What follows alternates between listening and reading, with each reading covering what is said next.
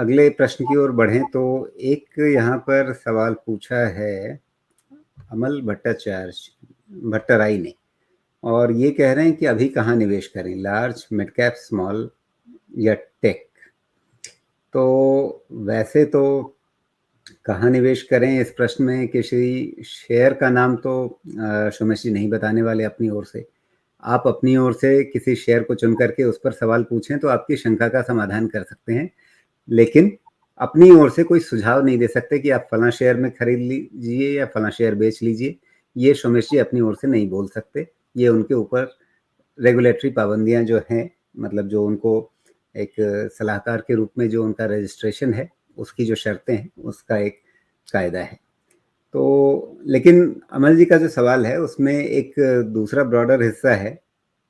वैसे तो वो हमारी साप्ताहिक चर्चा का विषय होना चाहिए था, लेकिन इन्होंने पूछ दिया है तो थोड़ी सी बात कर लेते हैं सोमेश जी।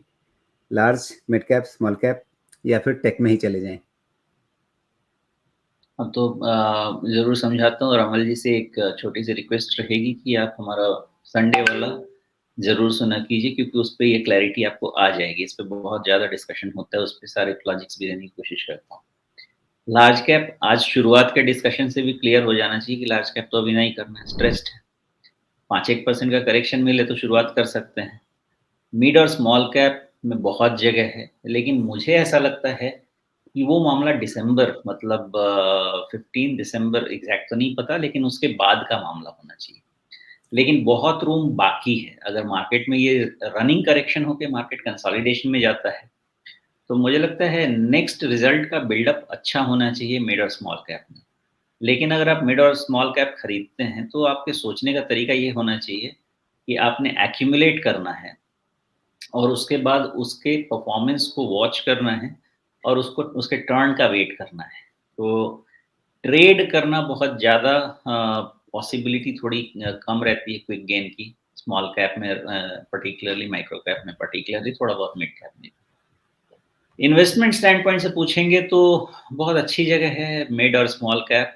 अभी वहाँ पे शांति है, कुछ खास हुआ भी नहीं है। वहाँ पे जो सेक्टर्स हम डिस्कस करते हैं उसमें लेके बैठिए और उसको अपना वक़्त दीजिए।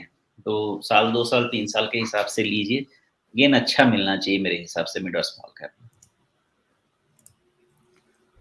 जी, तो यहाँ पर अच्छी उम्मीदें मिड कैप में और स्मॉल कैप में।